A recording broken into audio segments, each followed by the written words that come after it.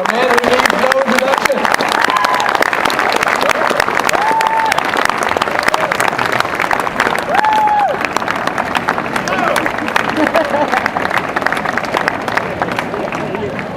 Hi, I didn't trip today. No nosedive for me. Hi, everybody. Who was here yesterday? A few of you. Well, all right, then there'll be some new material for everybody. I've had a great time so far this weekend, and well, actually for the last 2 weekends, I've had a great time. I'm loving New Zealand. I got to tell you, there's something about it that I'll always come back to. I think you got a good country going here. You guys want to do a question and answer thing just to get the ball rolling? So we're going to put a little question down. If you want to line up for the questions, Andy, I'm going to write it down. I'm going to write it down. Richard, what's your favorite color?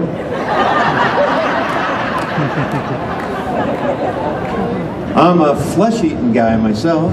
How about you? So, what we're going to do is line up here in the front, but I've also got Josh up the back there with a microphone very, very soon. It's Thomas. Oh, Thomas. There he is. Thomas, wave. So if you've got a question up there, we'll do one down on the floor, then we'll do one up there, all right? Thomas, go up there. Don't be afraid. I'm not. All right. Look, so, you folks didn't even get acknowledged yesterday. So we're going to start with Scott down the front here, of the Thunderbirds.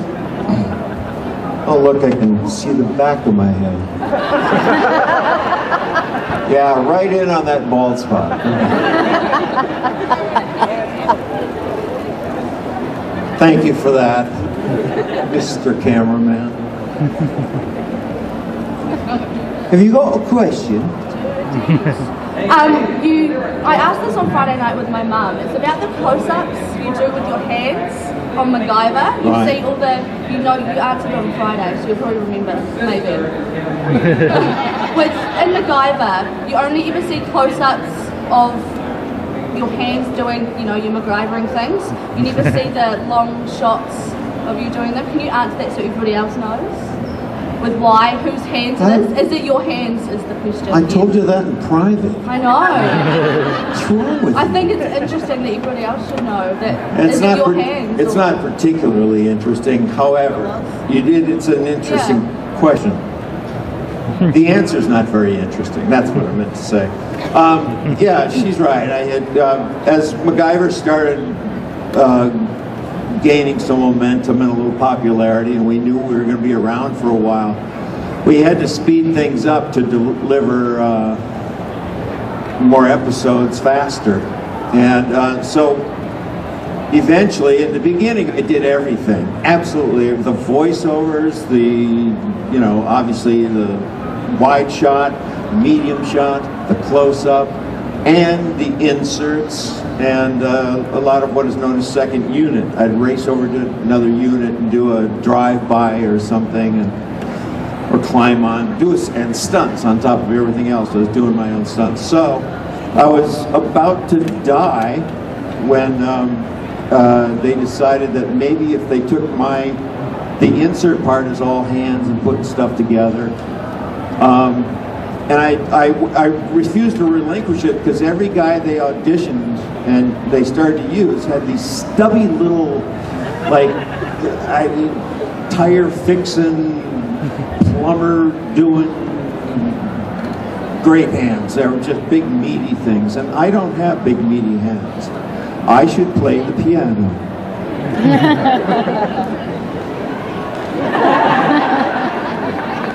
Or the head. So I, eventually, after seeing a couple of episodes with obviously not my hands, they ended up hiring my brother, who has the same dislocated thumbs that I have, that have this little bow in them. They're actually dislocated, or were dislocated. Oh, look at her with a coffee for me. Did you bring one for everyone? That's Kim, ladies and gentlemen. Say hi, Kim. Hi, Tim. So anyway, they hired my brother to do the inserts, and I still wasn't happy, but I was happier because, first of all, it was my brother, and I was giving him a job, but also his hands were much smaller than mine. Oh yes. Right, we got to the top there with Thomas. Thomas, Yep. who have you got? Oh, who at all? I'm Vic. Hi, guys. Hi, Jamie. Hey, Vic, stand up. Up here. Right up here. Hey! So, Richard, I was just wondering, in your everyday life, have you had a moment where you've had to do something like escape from a burning building or pick a lock or with a bobby pin or something, and you did it and you were like, man, that was so MacGyver. I'm so channeling me right now. I so don't think like that. It's the whole concept of MacGyver was based around common sense, basically. It helped that the character had some knowledge of science and things, but no, it's all just logic. Some things weren't so logical, like the episode where we took an egg, a raw egg, and broke it into a radiator of a car, and it coagulated and stopped the. You remember that one? No? Please tell me. Well, that actually worked. I didn't do it, but a couple of fans wrote in and said, "Hey, you saved my life." Well, they said ass, but you saved my life. As far as me, I don't know. I've been very lucky going. Well, not so lucky actually. Actually, I got a crappy life. No. Oh, God. Run with it, will you? No, I've been able to get out of things just natural. That might be why they hired me, was they could see a natural. The guy who, it's, again, I think logically, I'm not real smart in science and such, but you know what I'm talking about. You go through life, you see a little solution to something, like, anybody throw it out, and what? He's pointing at me for something. I don't know, we're just signaling that when the next question is going to Oh, I'm sorry. Oh, I'm so distracted and tired. So you know what? If I think of something, I'll suddenly burst it out, and you think I have Tourette's or something. But I'll come up. I'll think of something. Just for those who didn't pick up on it, Vic is actually a friend of mine. I didn't even know he was here. Hey, and hi, Amy. Right, you got a question? Yeah, hi, my name's Karen from Christchurch. I saw you about 18 months ago in Auckland, and when I was up there I did tell you that the next time you came to New Zealand that you had to come to Christchurch because it's the best city in New Zealand. So here you are. What the other Thank you very Karen much. said. Get my promise. Yeah, you did, thank you. Apart from Wellington. As we all know, you've got quite a few back problems and leg problems, and you actually sort of answered my question in your other answer. I was actually going to ask you whether you did all your stunts in MacGyver, and is that part of the reason why you now got a few problems, or is it because you're getting older? You don't have to answer that story. Well, both, honestly. No, I did. Yes, I did too much of my own stunt work because I could. Back then, I was younger and more malleable. I didn't break back. Well, I did break. That's why I have so many problems. No, it was just the nature of my lifestyle as well. I used to play hockey. I ski raced for a while, raced cars for a bit, and not very successfully, so hence some other problems with my neck. But yeah, I mean, things happen and they catch up with you later on in life, and that's what's happening to me right now. I've had a back surgery that's reared its ugly head a few months ago, and I had to go back into the hospital for a procedure, and now you see me bouncing around life again. I'll pay for it. I'll pay for it. Yeah, old age and old injuries. Perfect. We're still downstairs. Richard. My name is Richard Paul Watson, and I'm a big, huge fan of MacGyver. Have you thought about being cast as the next Doctor Who and James Bond? Always ask.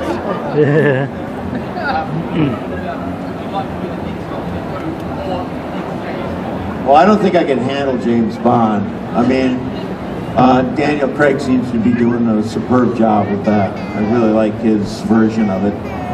And Doctor Who, I don't know. I'm not that familiar with the. It's been around forever, right? Don't they just take turns? I mean, every actor in England or gets a chance at it. How many years has that been on, Doctor Who? 60s, 1963 to present day. Quick, do the math. You do it, we got 53 years? 53 years for a television show? With a big gap during the war. Boys stayed home. Can you do an English accent? Can you do? No.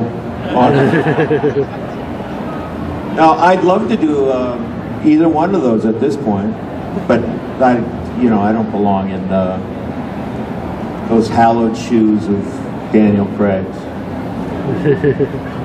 I mean, James Bond is what I meant. Yeah. You could play a villain. There's an idea. Thank you. Sign me up. Where you going? Keep them coming, girls. That's it? Hi, I'm Sarah, and I was wondering what was the weirdest experience you had while filming on set? Strange, it doesn't matter. Weird. I don't know. It wasn't so weird as it was kind of fun in that I got to kiss Amanda tapping all day long one day. And then we went to work to do it on camera as well.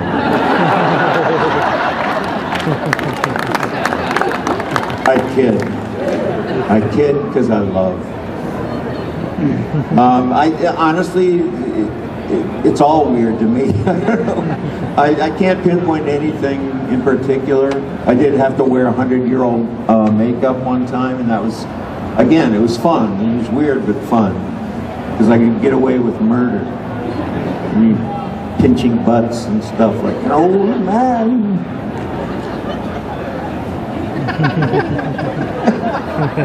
Cheer up a little bit. We go upstairs to Thomas. Who you got, Thomas? We've got Elba up here, and she wants to ask. It's kind of linked to what was just asked, but I'd like to know whether you had anything that was extremely fun for you in the Stargate series, like if you have any particular episode which brings special memories to you. Well, you're right. You pretty much answered it. Just no, I had a lot of fun doing Stargate, in part because when I was doing MacGyver, it was like I had to do everything, and it was, well, the show was called MacGyver, so, and aside from many years with Dana Elcar, rest his soul, I was carrying the show, so that became kind of, after a while, well, it aged me, and it broke me. Violins right here in the front section. But when I got to Stargate, I was surrounded by wonderful people, and we all became good friends and a great support group, and it was very familial. And I didn't have to do all the talking, as you may have noticed. First of all, I couldn't say all that stuff that they gave to Michael and Amanda. I mean, come on. Who can talk that way? All that science stuff. And of course, then there's Teal'c, a one-word wonder. See here? Yes, ma'am. Hi, I'm Hannah. Did you ever get to see the MacGyver reboot that never aired? The reboot. There was one. Apparently, there's rumor that there's one happening as we speak. That they're putting something together. I guess they're calling it a reboot as well. But what are you talking about? What are you talking about? Was there really one? Yeah, like was there a remake or something? There you go. The reboot or the remake. Was there ever a remake? Was there anybody know about this? There might have been something that did it air or didn't it? It didn't. It didn't. It rings a familiar bell, but I wasn't in it. I didn't have anything to do with it, nor do I have anything to do with the coming reboot. I got my own boots. I don't need to read. Now, as far as my attitude about all that, I wasn't asked, and that's fine. I understand, and I wouldn't have wanted to be a part of it anyway. My feeling is that time marches on, and that was MacGyver. He belonged in the mid-'80s. Truly, if you look at the hair. Wow.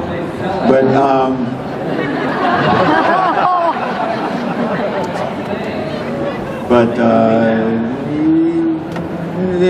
anyway, I just, I guess they're gonna try and make a movie too. But again, not that anybody cares, but my feeling is that, again, it belonged in the 80s, and it was all about putting stuff together with low-tech stuff in a world now that everybody's got a cell phone. I mean, all he's got to do is call for help now. I mean, the new guy. I don't get it, by gum. But then I'm an old crone. All right, upstairs. Right, so we've got Brent here. Brent, what do you want to ask Richard?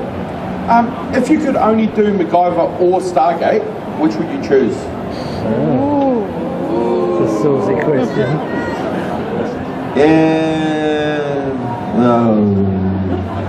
Well, it kind of, you know what? They both appeared on my horizon at exactly the right time, because I was young enough and bouncy enough and malleable. I'm repeating myself back during the MacGyver days, and I had a ball doing it for that.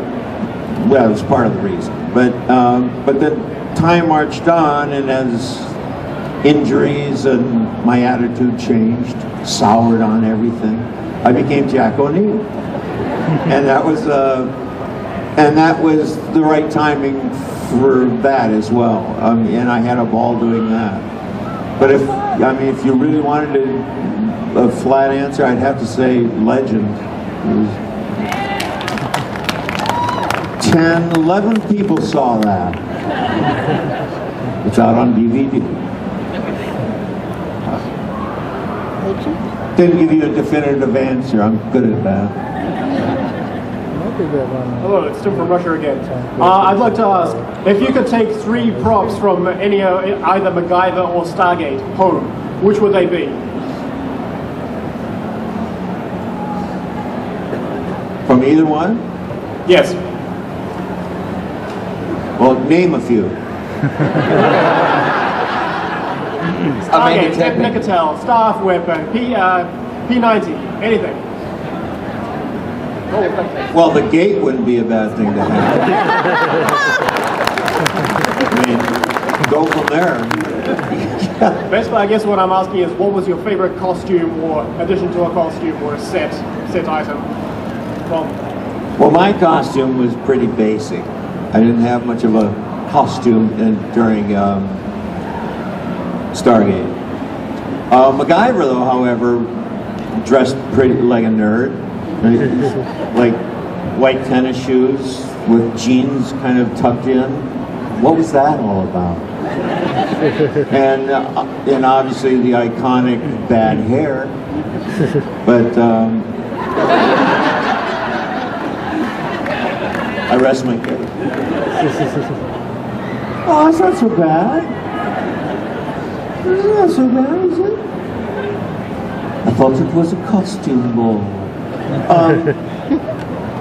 Well, I don't know. Well, MacGyver had a couple of nice cars, I gotta say that. I mean, after the Jeep, they stopped making the Jeep that I actually had in real life. GM stopped making them because, not GM, anyway, stopped making them because it kept tipping over. And they're, you know, so of course MacGyver had to get one that didn't tip over, which wasn't as nice, the Wrangler. Where are you going? Hey, where are you going? I did that one time to, it's somewhere in Atlanta, I think, and this woman was taking her little son to the bathroom. And it didn't register until I had totally embarrassed him. And I just broke down when he came back. He was just, wouldn't talk to me. I couldn't make up to him because it was like, where are you going? You going potty?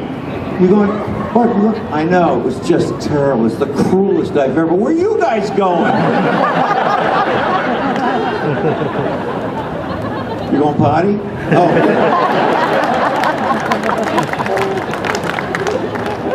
See you guys. I think we're right up the back with the Vias. Deja vu. Right in up here. I've got Rob here, and he wants to ask a question of you, Richard. Yeah. Right up the back. So, up here. In all your time as Jack O'Neill in Stargate, what was your most favoured alien planet?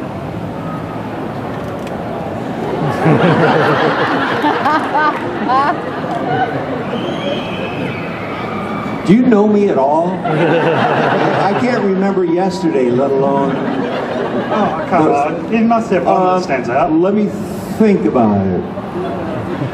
Probably P3 was our thing, right? What? Anybody's? What? Sherlock? Chulak? What was good about that?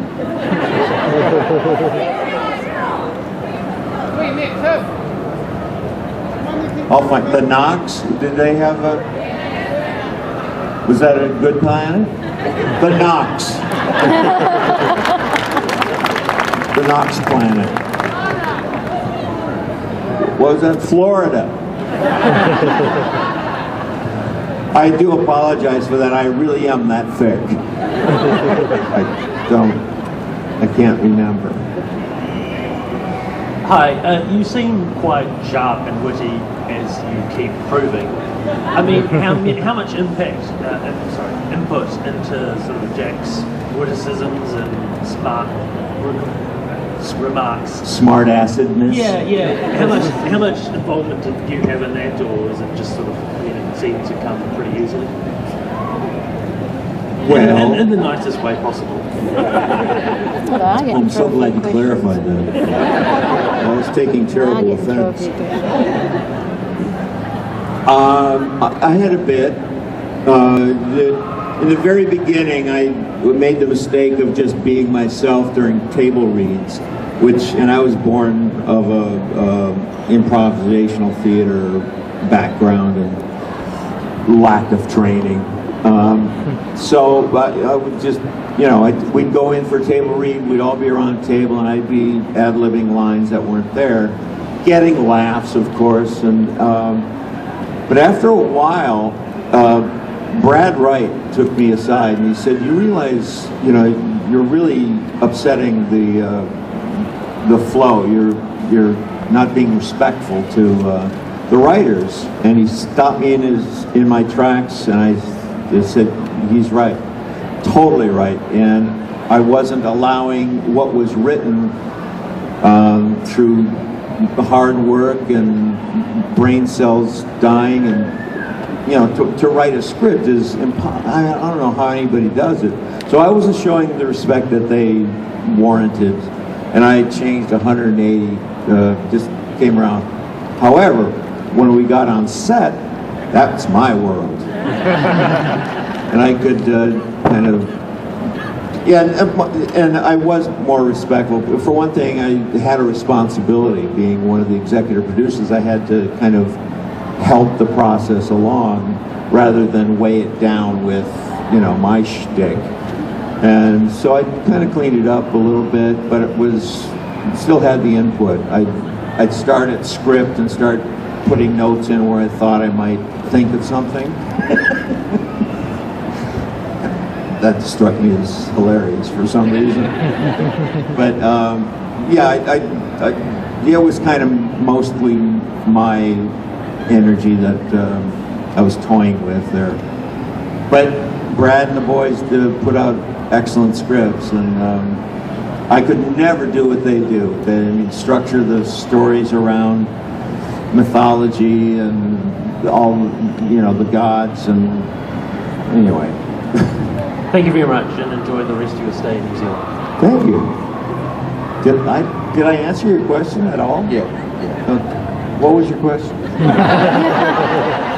Right, at the top there, Thomas. Right, I've got two people wanting to ask questions. First we've got Dakota. Now, Dakota, what do you want to ask Richard? If you had your duct tape right now, what 3 items would you use to build a bomb? Oh, we're getting technical now. If I had my duct tape with me, what 3 objects would I use to make a bomb? Does that sentence make any sense? Unfortunately, yes. You're a big help. What do you, well, first I'd have my duct tape, and then I'd have a bomb. And that's, I don't need all 3, I just need a bomb. You asked me to make a bomb with, actually, I have to tell you on, spread the word. If anybody comes up to me and quietly says, I've got a toothpick, a candy wrapper, and a bar of soap, what can you do with them? Anyone, tell me, what do I do with that? You, yeah. Make a sailboat. You're hired. I don't know. It's, you know, I understand the nature of those questions, but I mean, let's be honest. So much of what we did on MacGyver was we were stretching our imaginations and asking people to stretch their sense of disbelief or belief. Which is it? Anyway, to accept some of the things that we did as, you know, doable, which literally things could be done like that. Hey, welcome back. We made sure that we did research to make sure that whatever we did was viable, doable. Viable? My father was a speech and English teacher. I'm just haunted. So anyway, but in making the bombs and stuff that exploded from MacGyver, we had to leave one ingredient out at least. We got a letter from some German mother, or a mother who lived in Germany anyway, and she said a bunch of her son's friends and her son blew up their fingers a little bit. Nobody lost any fingers, but they got burned and stuff. And they all blamed MacGyver. And I said, I didn't do it. I just whined my way out of it.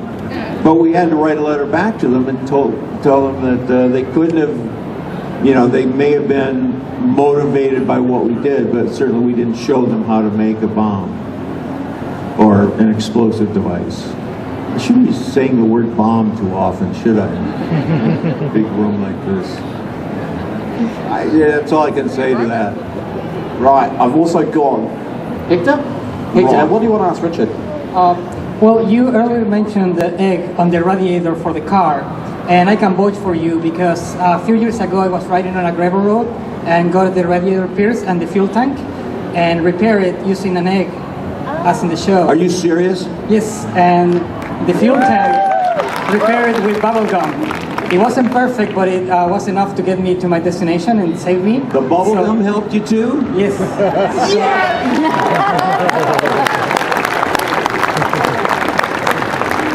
We're going to write a series for you. For that, thank you. You saved me that day. Oh, anytime. It's all in my book.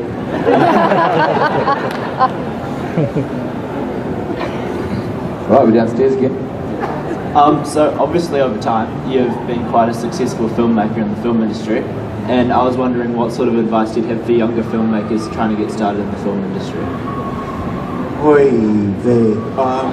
Well, I have a 17-year-old daughter who's about to go to college next year, and she's more in like into the theater and the acting element, but she has the aptitude to be an editor, and I don't know how she's going to do it, but I got a feeling that she's going to become successful as an actress and then take up movie making as a hobby and then become, you know, extremely famous and wealthy and take care of her old man in the home.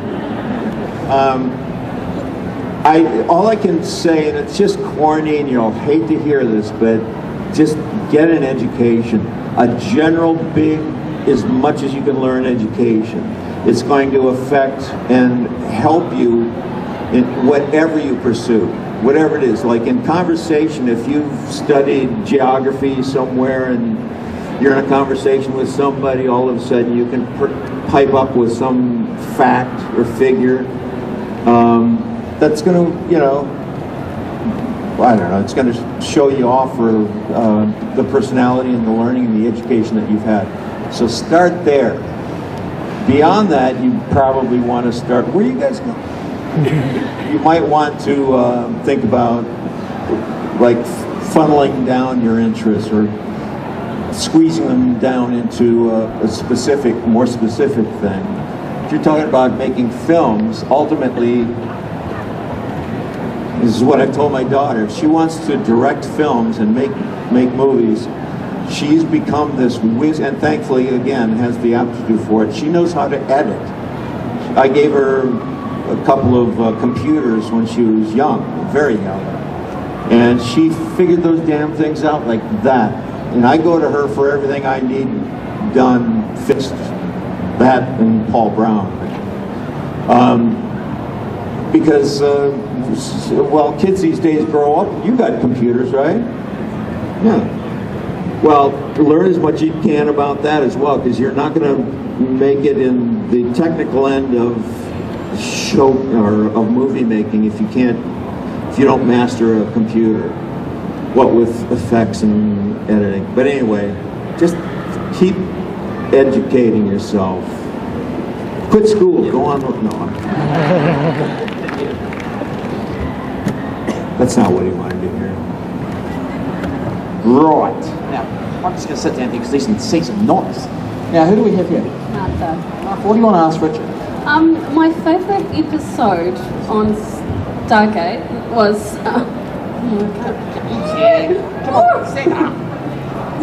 was Windows of Opportunity, and I loved the antics on it. You're juggling, you're playing golf through the Stargate. Was there any antics that didn't make the episode? Can you tell me about? What was the last part? Was there anything that didn't make the episode from the different activities you were doing? Like juggling and, you know. Yeah. Well, juggling was in there, wasn't it? Yeah, I know, but was there any others that didn't make the episode? What is it you're wanting to hear?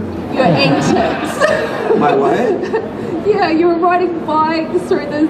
Yeah. Was there anything that didn't make the episode that you did get up to? No, I don't think so. Do you know something I don't? 'Cause I think we showed everything. I mean, lots of stuff got cut away, but, you know, the elements were all there. there's a lot of stuff that we wanted to do, but it would have been kind of a waste of time. And when you're on a budget, you got to keep doing it, going. I wanted to water ski.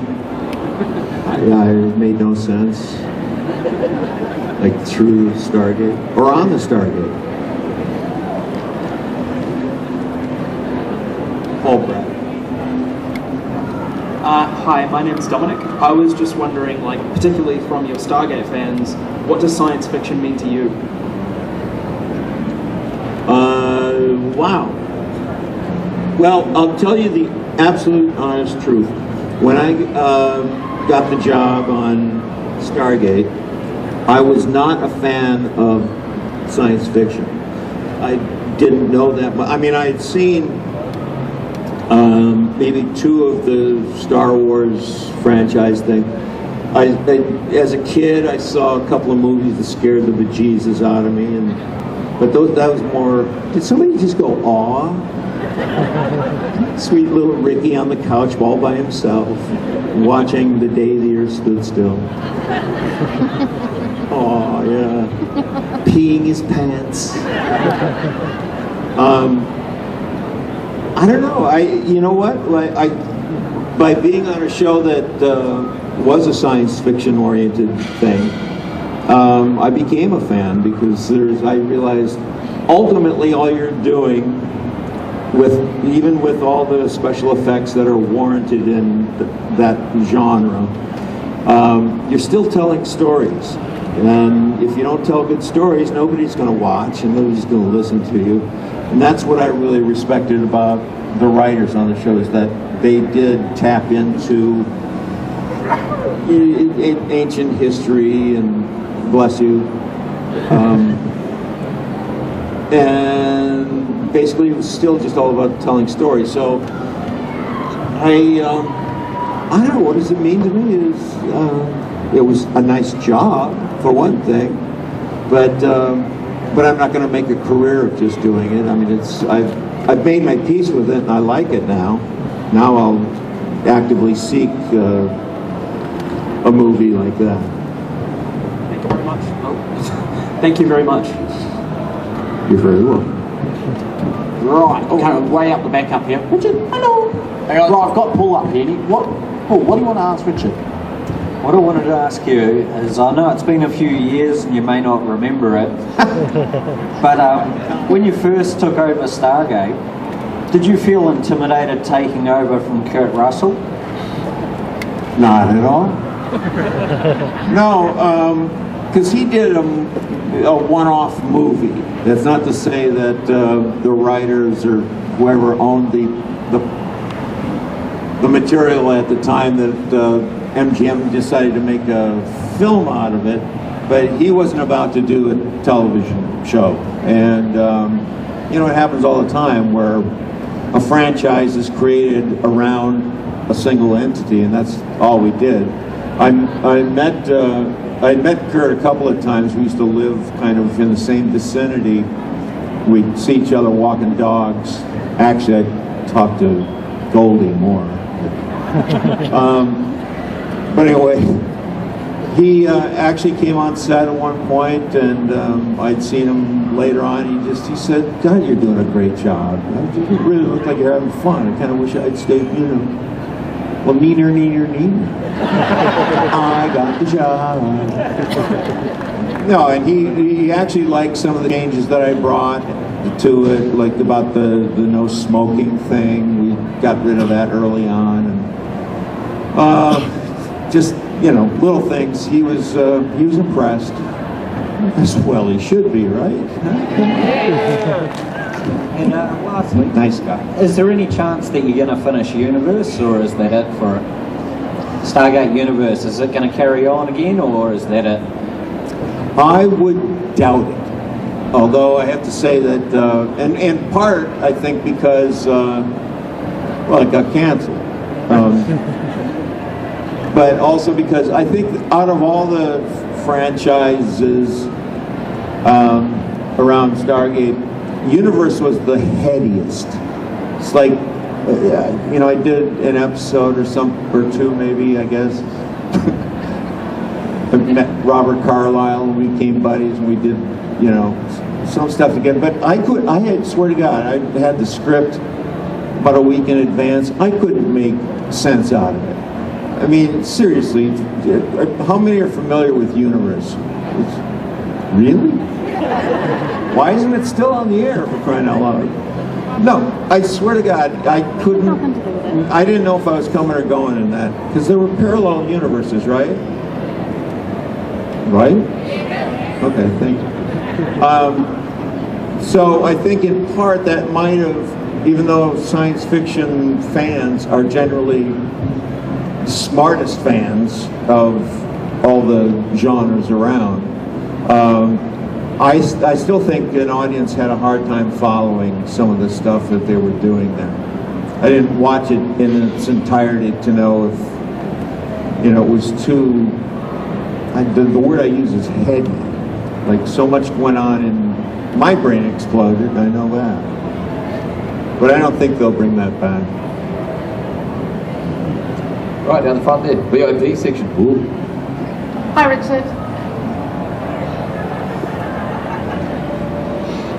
I've been watching a TV series called Blind Spot, and in the last episode that I watched, there was a character who said, "I'm just going to see if I can MacGyver this."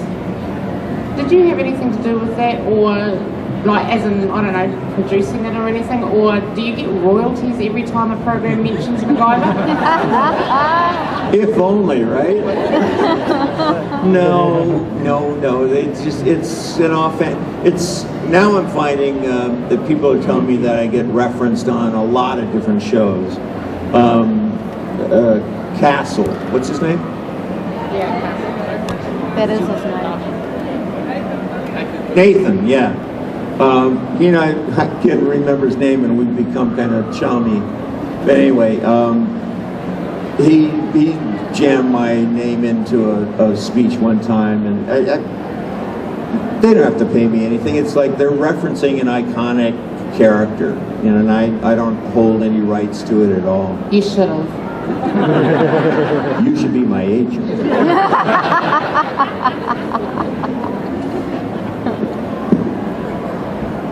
Right, Thomas. Oh, well, Thomas, we'll have another question from the floor. Step up.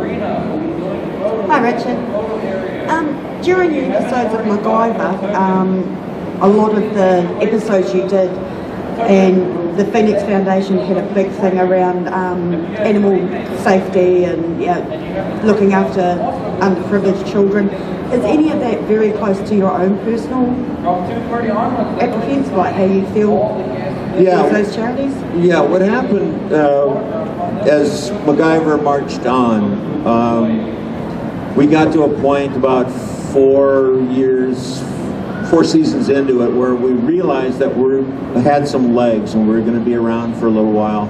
And a lot of our episodes, the writing started taking us into kind of a more responsible manner, or I don't know how to put it. We knew we had we had the attention of a younger crowd that was watching the show with their parents. And so we started taking on some, you know, issues that we felt were very important. One that was very important to me at the time and kind of kicked off this whole, you know, this whole quest, whatever it might be, by taking on the NRA in the United States, the National Rifle Association. And oh God, yeah. They put us on a hit list, or I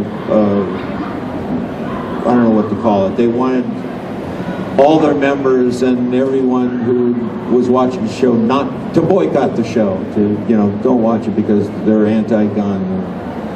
And it didn't work. It kind of backfired on them. But anyway, when they announced that, I did an interview and I said I couldn't be prouder than to have been ostracized by the NRA. But then, you know, we had other issues like animal rights and protection of the black rhino, and Just things, yeah, whatever came up that we felt we could handle in an intelligent and an entertaining way. That's the fine line. Don't want to be out there just preaching, because, you know, nobody wants to listen to that. Yeah. Right up the back, Thomas. Right, so we've got Emma all the way up here. Emma, what do you want to ask Richard? Hi Richard, I was just wondering, Jack O'Neill is a huge fan of dogs and fishing. Are you yourself a fan of dogs and fishing? Dogs. Yeah, dogs are in my blood. I am dog man. Hear me roar. No, I'm not much of a fisher person. When I got certified to be a scuba diver many years ago, I took up, I don't know, bug catching. I don't know what you want to call it, but not so much fishing. I couldn't stand to spear anything. It just didn't, I don't know. I hate to, I caught 15 fish when I was about 9 years old or 8 years old. I went fishing at, in a lake that my mom grew up on, and I didn't have any bait, so I just kept throwing the hook out, and I'd catch like these little sunnies and crappies and stuff, little guys.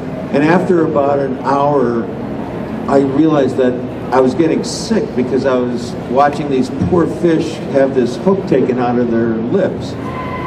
Come on, think about it. You want to hook it? I know I'm sounding like a real wuss, kind of. No, I should be able to do something like that, but I just didn't see the sense in that, and I've been a kind of a pacifist ever since. Dogs, on the other hand, they're my love. I just, I'm a big fan of the canine. I've got one now that's like communicates like really in English. It's an Australian Shepherd who, well, New Zealand. It's okay to say Australian Shepherd. New Zealand Shepherd. Down under Shepherd. No, she's a beauty. Her name's Andy, and she's my best buddy. I've had dogs my whole life. Love them. They're delicious. I so didn't mean that. Yes, I did. Hi Richard, welcome to Christchurch. Hope you're enjoying our rock and roll, but there's no music involved. I would actually like to, a lot of my questions sort of been answered, but I'd like to sort of expand on it a bit more. Now that Stargate and MacGyver and all that's over, what are you up to these days? What's a day in the life for you, and what do you see in the future, other than potentially a spot in the upcoming, as you say, MacGyver? The upcoming what? You were saying earlier about you think there's a MacGyver coming out and they haven't approached you. Hopefully they do, maybe for like some other role or something, maybe not the main role, but something more relaxed. But what's a real day on a life like for you, and what's coming up? Well, some more days in my life are coming up. Well, truth be known, and I assume many of you have heard this before, but I left Stargate probably 2 years prematurely. I left after the 8th season, and it went 10, I guess. But I left because my daughter's mother actually took my daughter back to Los Angeles, and she ran the risk of growing up without her dad around. And I refused to let that happen. It just wasn't going to happen. So I left the show and went down there, and I've since then have been very active in her life and supportive in her thing, and picking her up and taking the phone calls when she's at a party and maybe had something to drink. We don't know. But when I picked her up, she was in tears. You're so good to me, Dad. No, I'm kidding. No, I'm not. She really. No, so I've been doing that. I've been raising a daughter, kind of in a protective manner, and also. So, and that's coming up too. I've taken her college shopping. We're thinking of buying a college. No, That's a good one. She wants to go to school back east in Boston, and she got accepted, so she's leaving the nest. So basically family stuff. Yeah, very much family stuff with her. She's. I think that's kind of awesome, you know, because like not many actors do that. They sort of let their lives go by. Yeah. Thank you for that. Oh, my pleasure. Believe me. All right, we've got time for one more question. One? Maybe two, but well, one definitely up to the top there. Make it good. Right, we're good? Right, so we've got Jasmine here. Jasmine, what do you want to ask Richard? I just want to ask why Jack and Sam never got together in Stargate. Oh. Well, there's a real answer to that, and I've forgotten what it was. No, seriously, we had a really good relationship with the Air Force, the United States Air Force, who were our consultants, and they'd help us out when we needed stock footage of, you know, jets and things like that. We shot out by some real F-18s, I think, one time on a tarmac. And we had a flyby done by... Anyway, we had a good relationship with them, and one of the things that was going on at the time was a thing called, was it tailhook or tailhook? Tailgate? I think tailgate's what you do before a football game, right? Right? Tallywinker. Tailhook. Boy, that was rough. Yeah, something like that. Anyway, that put the Air Force, or the Armed Forces in general, on alert about fraternizing and the power superiors have over subordinates, and it was an issue that was alive and breathing at the time. And we agreed that we should be responsible and, you know, not cross that line. So I think at one time Jack considered quitting just so he could make out with Amanda, no, with Sam. So that's the boring answer to that question. We just they didn't want us to. So we wrote an episode where we're in a different, I don't want to say atmosphere, what is it? Different reality. Yeah, right. That. So we could. Don't believe me, the audience wanted us to be hooking up every week. And so did one of the actors. I'm not sure which one. But the episode in which we did get to fool around was, well, as I mentioned before, a memorable moment in my life. She's married, come on. Doesn't matter. All right, Christchurch, please join me in showing our appreciation. Thank you very much.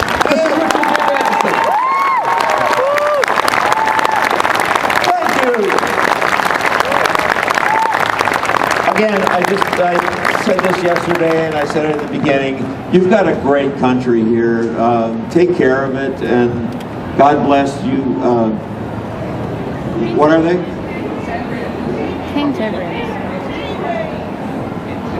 Cantabrians.